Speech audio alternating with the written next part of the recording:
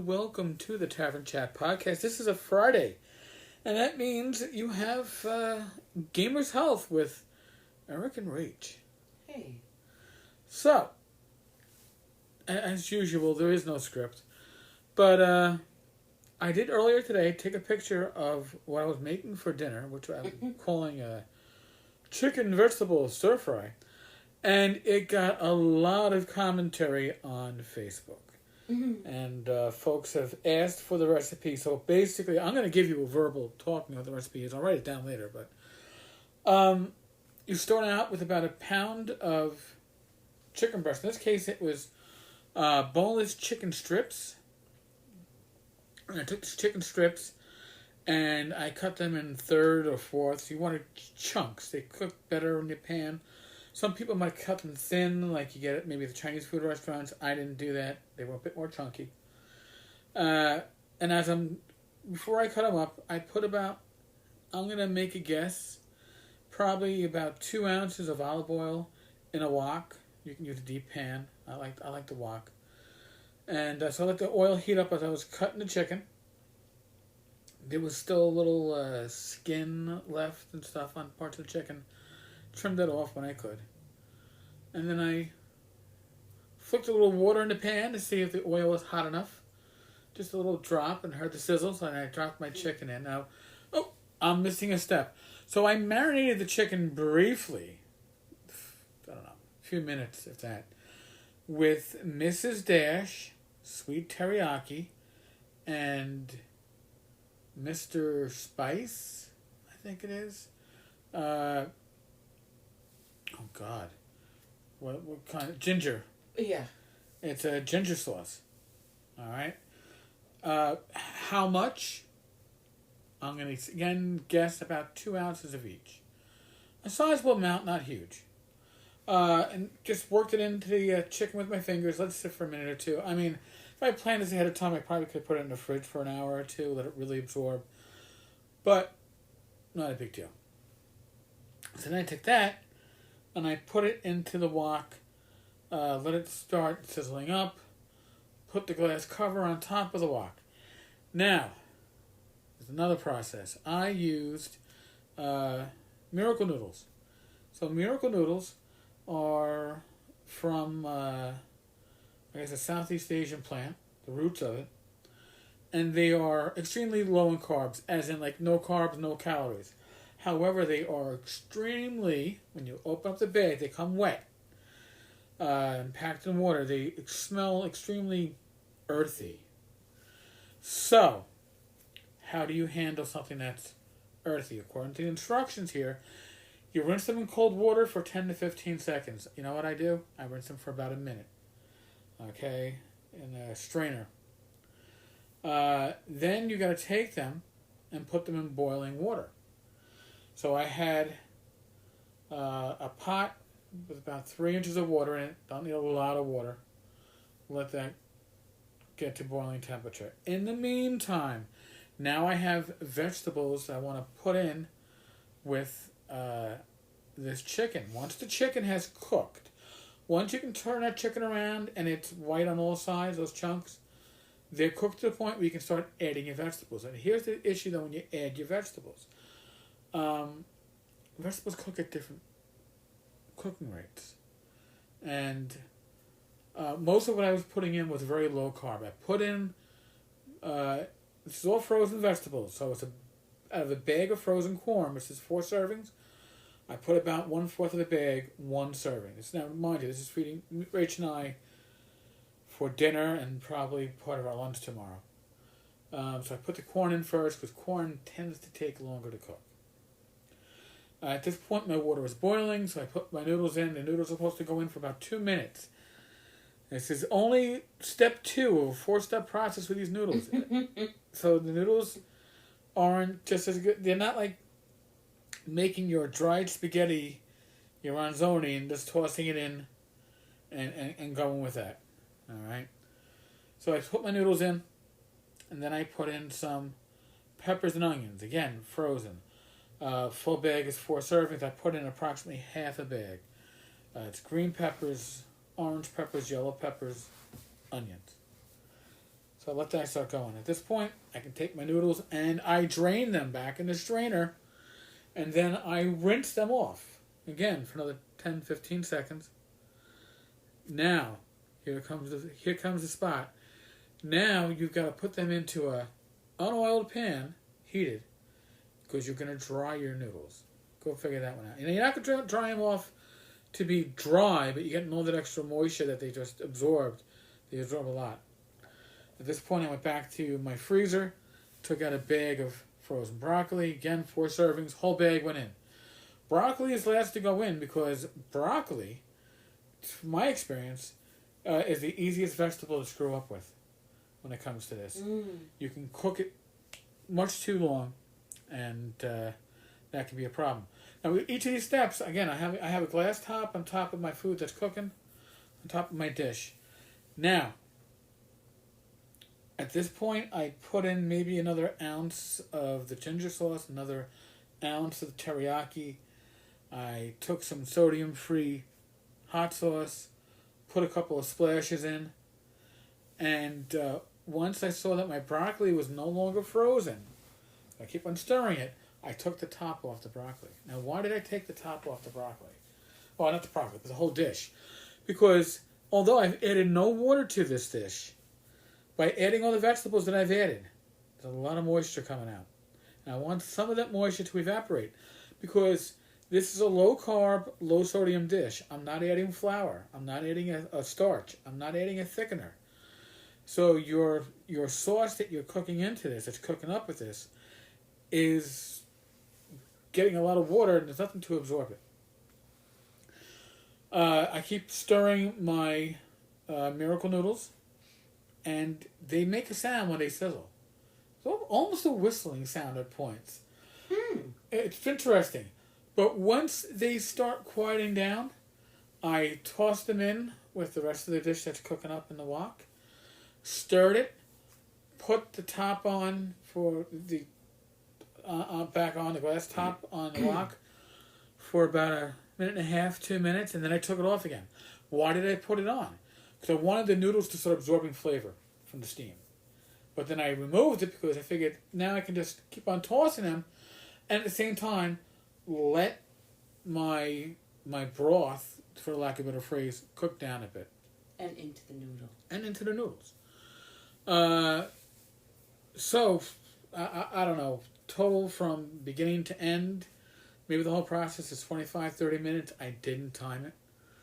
But, now, again, the hot sauce that I put on was a sodium-free hot sauce. How much did I put on?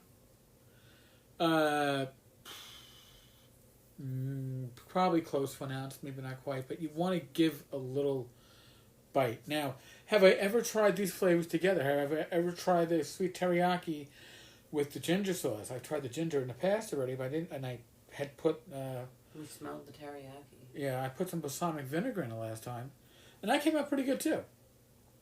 But the teriyaki was a really nice flavor combination with the ginger sauce. So why am I talking about this?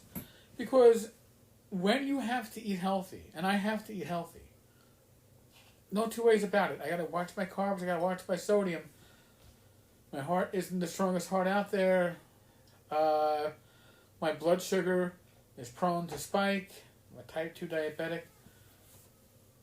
You got to cook for yourself generally if you want tasty foods that you'll have and you'll eat and you go, oh my God, that was great. Earlier in the week, I made chili. We had that 4 days in a row. Yeah, and it was good every day. Dinner and lunch. Actually, I'll tell you the truth. I think chili is something that ages better in the refrigerator for a day or two after being made.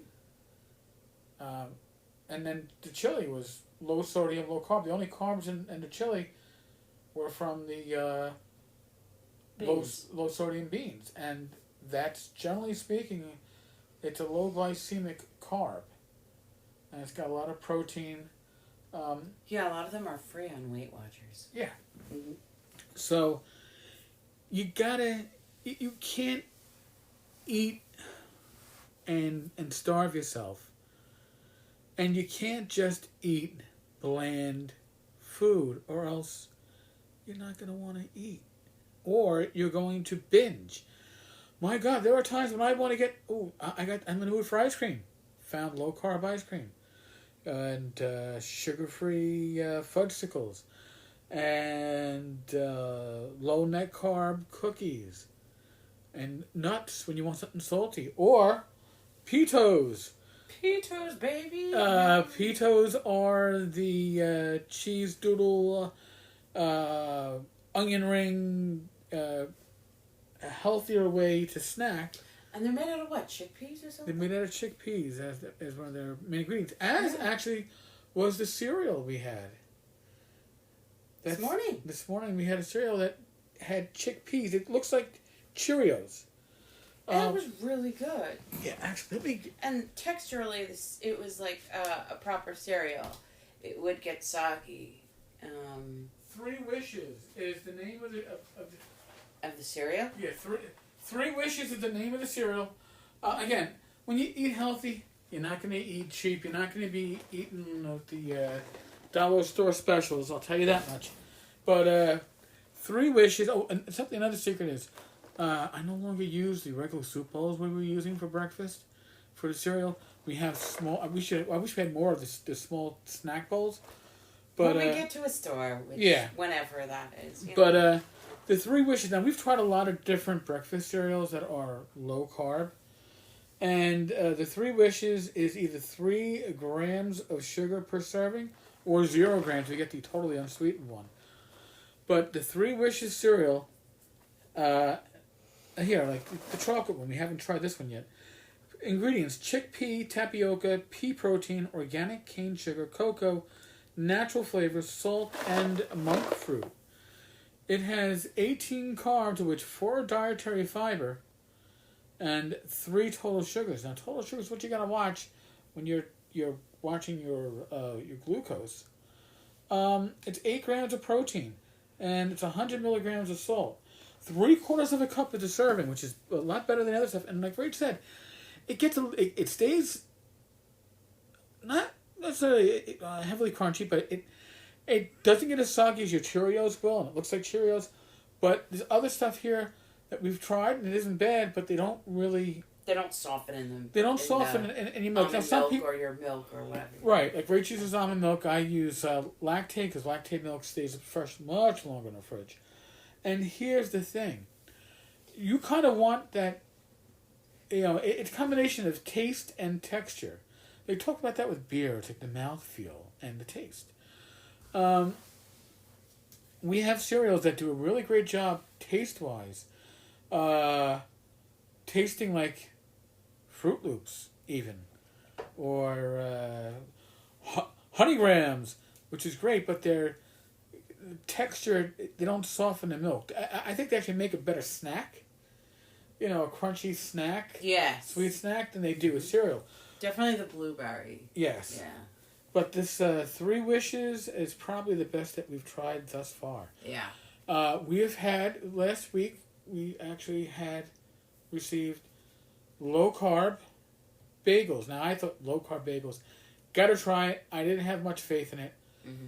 My God, these were New York style bagels. They had that chewy taste, and they had that flavor of texture was good. New York style. They weren't the huge bagels that you get at certain bagel places, bagel spots in New York.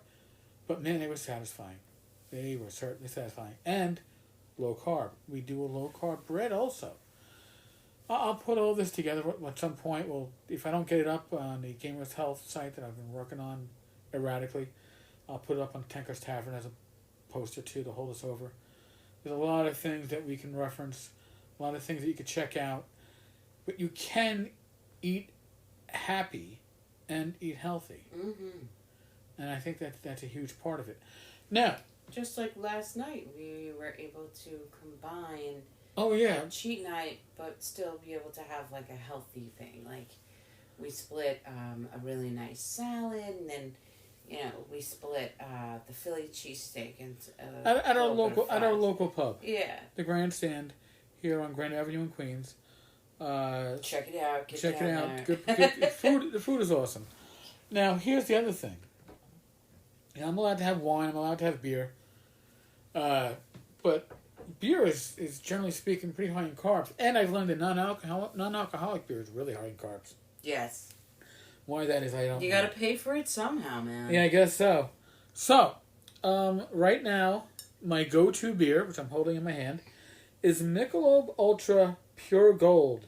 And I don't think you ever would have thought of drinking Michelob Ultra anything. Now, I always liked Michelob Ultra. Yeah, Michelob Ultra doesn't have much taste for me, but I'm surprised that Pure Gold does. Now, it's mouthfeel. Organic. It actually is USDA organic certified. It has 85 calories. Lager. Michelob Ultra has 95 calories. It has 2.5 carbs. Michelob Ultra is 2.6. And I said it has a little bit more flavor, in my opinion. Yeah, it's very satisfying. Now, I'm going to pour a little. It's got very fine bubbles. Now, if you get... and the head doesn't stick around. Yeah, you only see it when you pour. The head sticks around a little bit. It has when the mouthfeel, you feel the fine bubbles. It's not a smooth mouthfeel. I would like to try. Blue Moon now has a light beer out, and I would like to give theirs a try if I can find it. My beer distributor sucks shit, but at least they had the Mick Ultra. Yeah. Organic. Yeah, at least we found something. Yeah. So, like I said, I'll try to put something together. When I do, I'll mention it. At least one-stop shopping if you want to find stuff. Again, maybe the easiest way for me to do that is to put together a blog post for it on the tavern and then start filling it up on the Gamers Plus website. Folks, we really appreciate everybody that listens and gives feedback. I get comments on Facebook. I read it all, even if I don't read it here on the podcast. We're in the midst of a pandemic. Neither Rach nor I are medical professionals. Take actions that keep yourself safe, your family safe, your loved ones, your friends, your community. If you need advice, seek out the advice of a medical professional. And as always, be safe, be well, roll those dice, and God willing. Well, you know what? If you're listening to the Tavern Chat podcast, I have an interview with Tom Canals of Frog God Games that I recorded this afternoon because he's got a Kickstarter coming out with Frog God, which is like an Aztec, Inca-inspired setting for the Lost Lands. Oh, wow. Pathfinder 5e and Swords and Wizardry. And I also did an interview today with Rob Conley, Bat in the Attic Games. Rob is putting out a Swords and Wizardry powered RPG of his own rules.